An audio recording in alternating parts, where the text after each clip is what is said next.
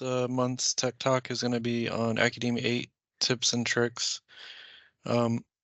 So just a few here that we're kind of going to go over here.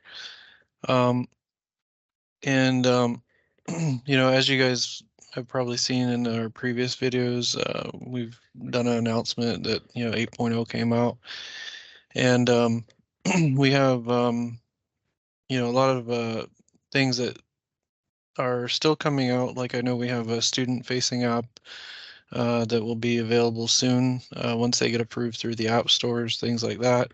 But one of the things that we have available right now is the social wall. So a lot of this is focused around that. But I also wanted to provide some other um, information, such as like viewing your session logs versus appointments, and how you can kind of see different things in the software. So I'm gonna go ahead and bring over my Accudemia account here. Okay, and I'm just on the main menu here, but um, to start off, if we go to center attendance and session logs, this is a log of all the visits in the center, so you can go back as far as you have data. There's, period filter here. We have a lot of other filters like your location, if you have multiple centers, student information, staff information, which could be your tutors or advisors, the courses or services that they came in for. So you can really fine tune this list. So I really like this list as far as just all out, like I can see every visit that actually happened. One thing that you might not,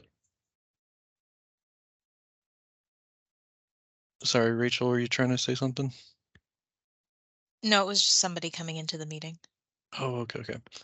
So, one of the things that you guys might not be aware of though is when you're looking at this list, and I only have a few here, you'll probably have a lot more, is I wanted to show you the difference between a walk-in versus an appointment here. So we basically have a symbol.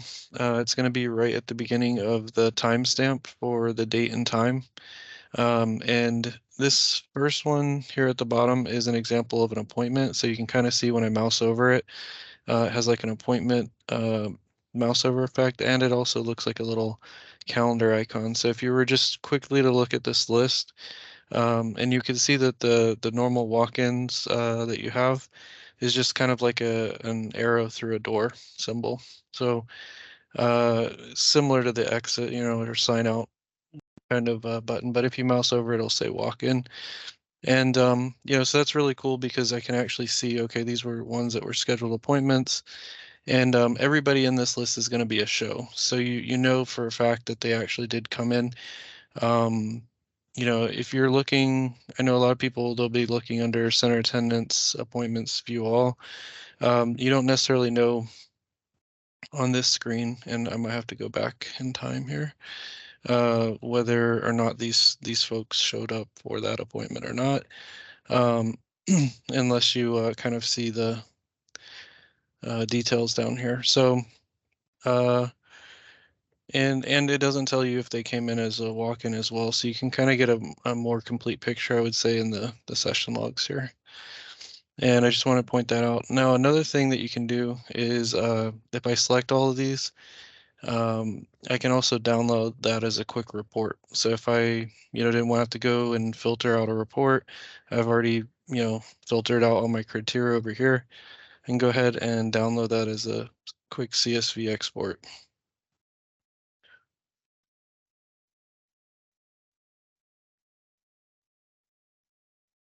And it went off screen, but I'm going to go ahead and open this with Excel.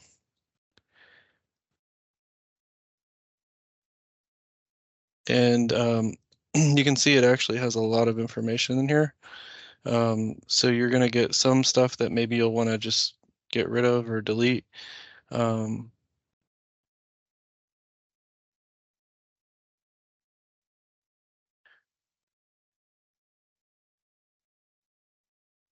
and I wanted to point out this. So we have this event ID. So this is if it was an appointment.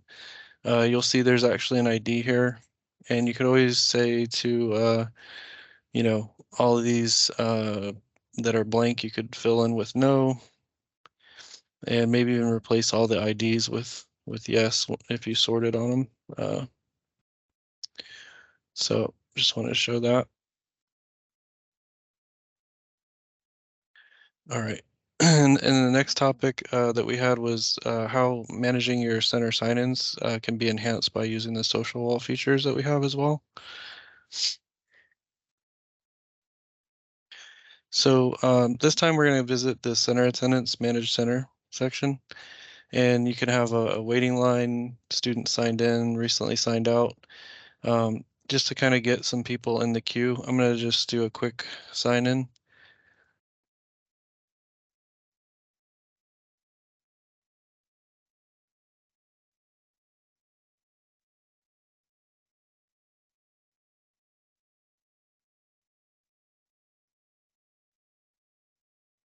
Okay, so I've got somebody waiting, and I'll do one more just to get those signed in.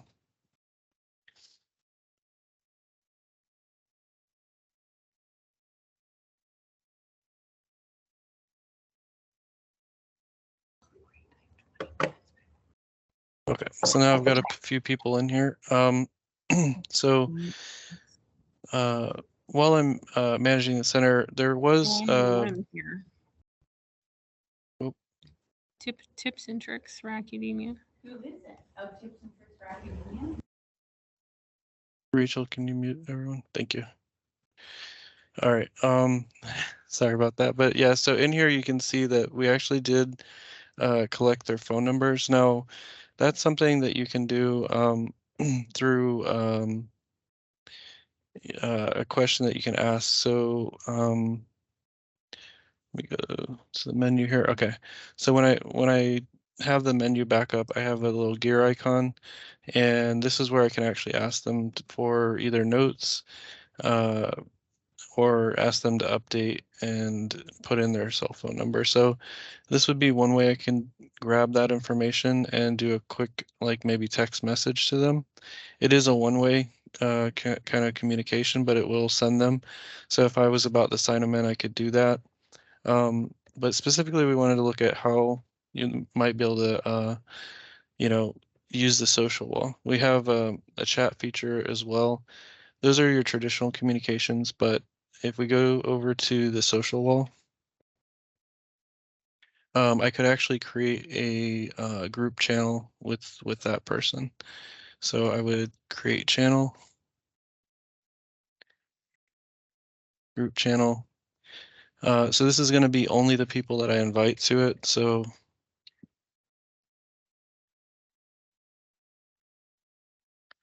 I could call it whatever I want. And maybe just for this current semester, I don't need an image, but you can have one.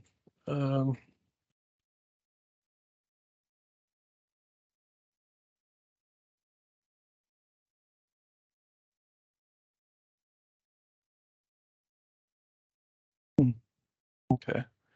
Oop.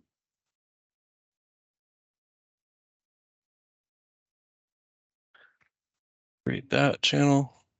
Okay, and when I have this, I would go ahead and I could invite people either, through this code. I could copy this and send that to the student. Um, I can add members directly here.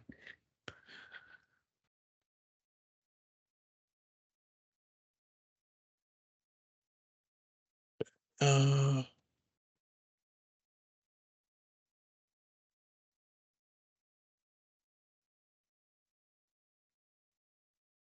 oh, you know what? I think I have to either have their exact ID or their exact email. That's right.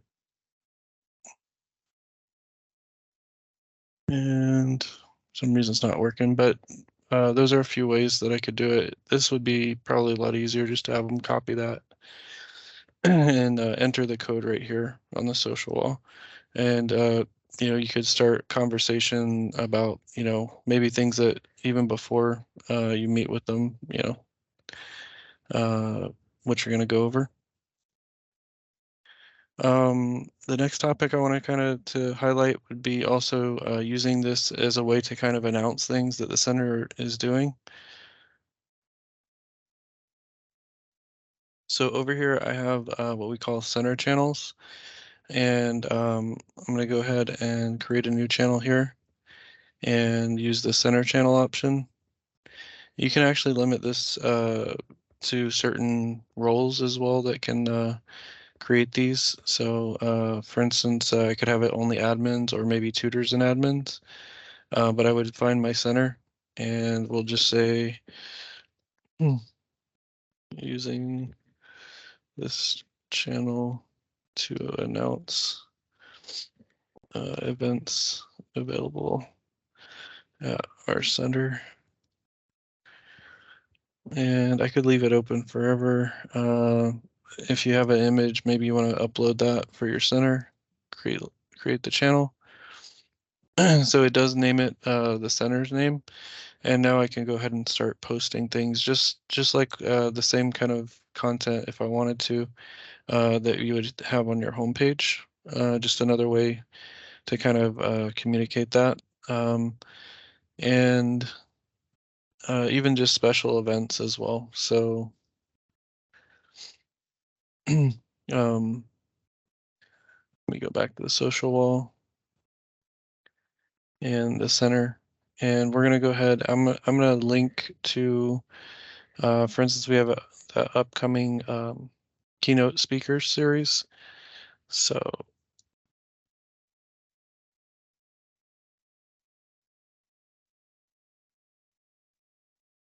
basically, once I find that link,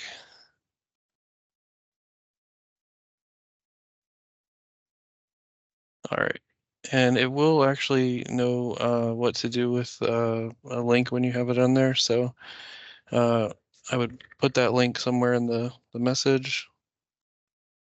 Oh, I went ahead and submitted it. But yeah, so then they can click that and they would be able to register for that event that we're holding. Of course, I would probably jazz it up, put some comments or maybe add like, a description of what's going on. I can always go back and edit that though, so.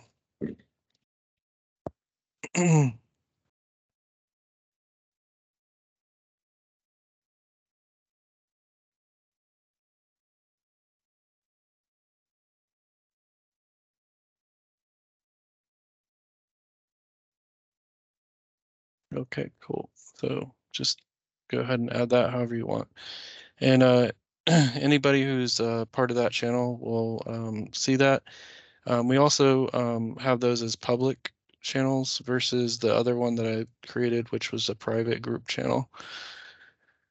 The last thing about that would be forming study groups in the social wall. So you go back to that. And basically it's all about the difference between creating the different channel types. So for instance, I have one in here called class channel, and this should automatically enroll, because you guys might have been asking yourselves like, how do I get all these people in there or whatever. And for these ones, it's automatically based on whoever's enrolled in that class. So I could just actually look for, let's say a math course that I'm helping with. And once I have that select, I have this checkbox here. It says automatically join all students or add all students from that enrolled class.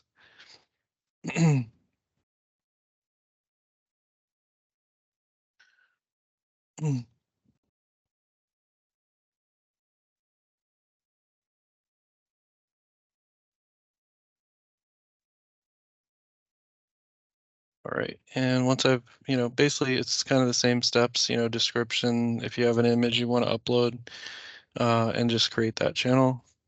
And it does say, a warning like, oh, that you're gonna go ahead and automatically add those folks. As long as you're cool with that, you'd accept it, and you'll see that in your class channels. And you can go ahead and start, seeding that channel with some posts and everything to get people engaged.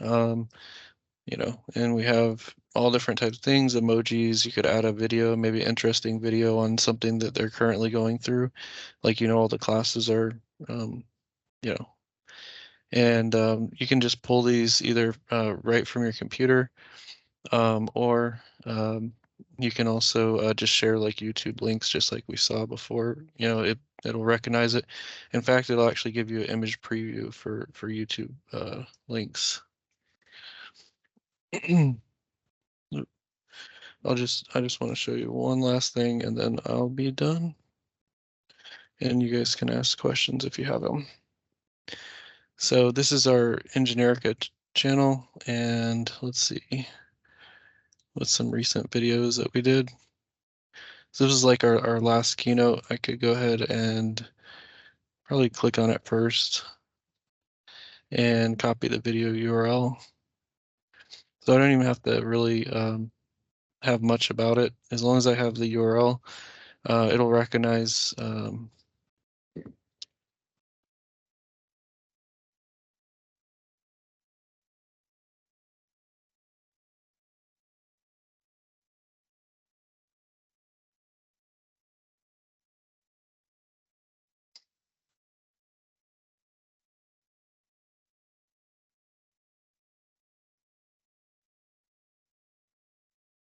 whatever you want to say, hit send. Okay, and I've actually been working on some of the, we have probably a mini update that's going to be coming and adding a few slight improvements to this as well. So I don't see the preview yet, but that might have been in our test environment, but it should start previewing those where you actually see, or they can play the image in there without any code or anything. So that's all I have for that. So I think we're on to our question and answers. Okay, yep. I checking the chat.